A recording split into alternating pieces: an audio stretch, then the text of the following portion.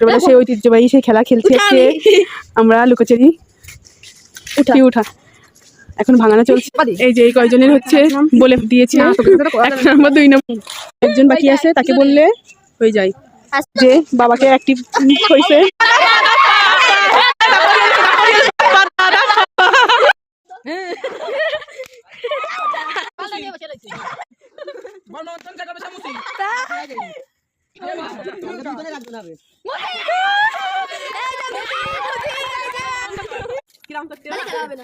এই যে ভাঙাও এখন সে খুঁজে বেড়াচ্ছে।